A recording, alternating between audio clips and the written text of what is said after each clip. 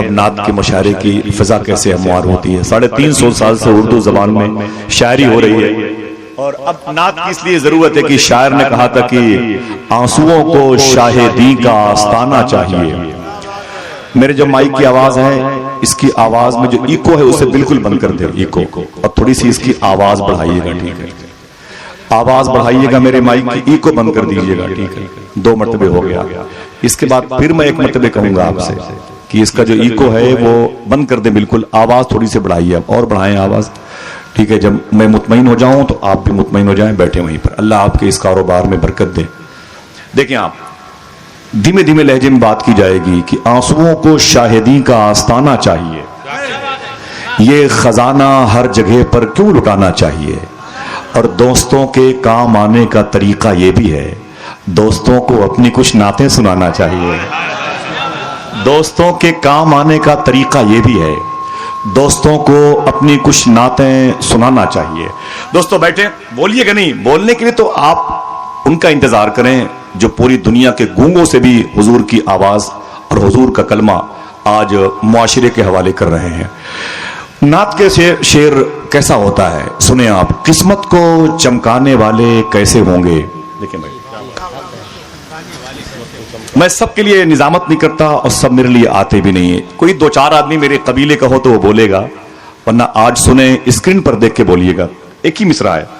قسمت کو چمکانے والے کیسے ہوں گے, یا رسول اللہ قسمت کو چمکانے والے کیسے ہوں گے, آپ سے ہاتھ ملانے والے کیسے ہوں گے. جیتے رہیے, جیتے رہیے, بہت بہت شکریہ. زیادہ چیخنے کی ضرورت نہیں ہے, خاموشی سے بھی ہم آپ کو آپ کی منزل تک پہنچا دیں گے. قسمت کو چمکانے والے کیسے ہوں گے, یا رسول اللہ آپ سے ہاتھ ملانے والے کیسے ہوں گے. روشن ہوں گی مسجد کی محرابیں لیکن ان میں دیا جلانے والے کیسے ہوں گے. روشن ہوں گی مسجد کی دیواریں لیکن ان میں دیا جلانے والے کیسے ہوں گے. قسمت کو چمکانے والے کیسے ہوں گے, آپ سے ہاتھ ملانے والے. 100 سال پہلے بریلی شریف سے ایک آواز آئی تھی, نعمتیں بانٹتا جس سمت وہ ذیشان گیا, ساتھ ہی منشی رحمت کا قلم دان گیا. علامہ اعجاز کامٹی کا ایک شعر, پھر فرخ آباد کے قریب کے ایک لہجے کا شاعر کا نظریہ, اور پھر آپ کی محبت. 2-2 4-4 لوگ مل کے سبحان اللہ کہتے رہے بس.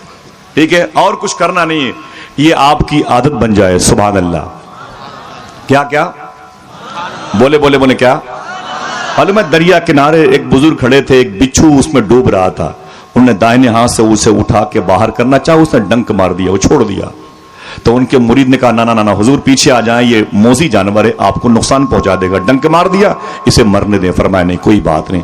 پھر آگے بڑھے, پھر اسے اٹھا کے باہر نکالنا چاہا, پھر اسے ڈنک مار دیا, انگلیوں میں تکلیف. تو پھر وہ مرید نے کہا حضور اسے چھوڑ دے, مرنے دیں, بچھو ہے, ڈنک مارتا رہے گا, اپنی عادت سے مجبور ہے. کہا کوئی بات نہیں. پھر آگے بڑھے تو بائیں ہاتھ سے اسے یوں نکال کے باہر کرنا چاہا, اس نے اس انگلی میں ڈنک مار دیا, وہ تکلیف میں چیخ پڑے. مرید نے کہا حضور میں نے کہا تھا آپ اسے مت چھیڑیں, اسے مرنے دیں, اسے مرنے دیں, آپ اس پر رحم کر رہے ہیں اور یہ ڈنک مار رہا ہے. آپ نے فرمایا اگر یہ اپنی عادت سے مجبور ہے تو میں بھی اپنی عادت سے مجبور ہوں. سمجھ رہے ہیں آپ, آپ کی عادت بن جائے, محبت سے کہہ دیں سبحان اللہ.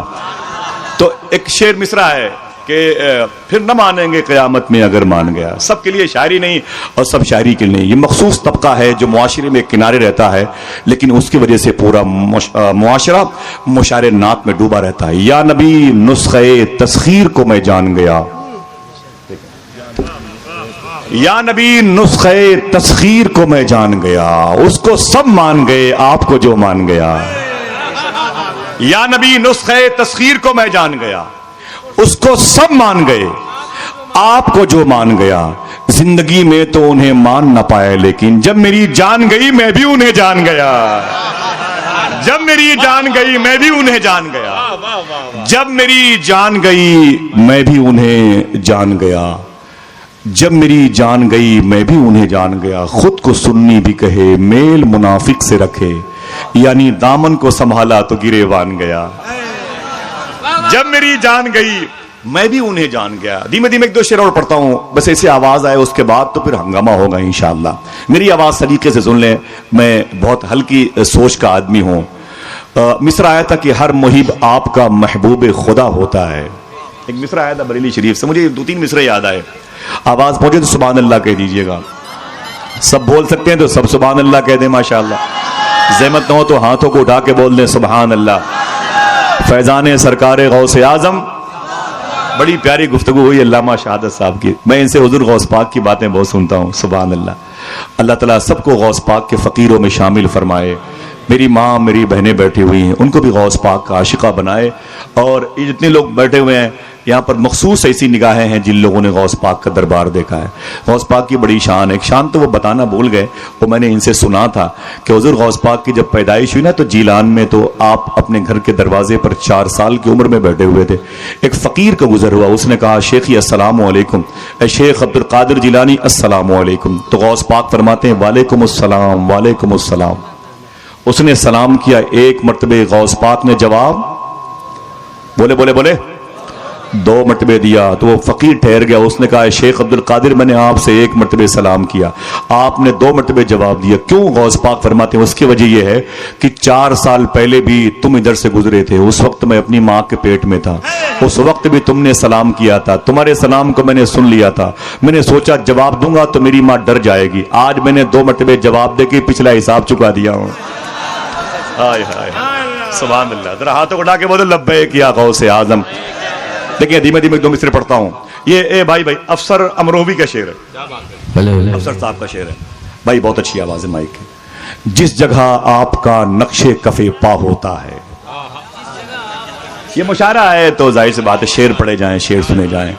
جس جگہ آپ کا نقش کف پا ہوتا ہے اس پہ لکھا ہوا منزل کا پتہ ہوتا ہے.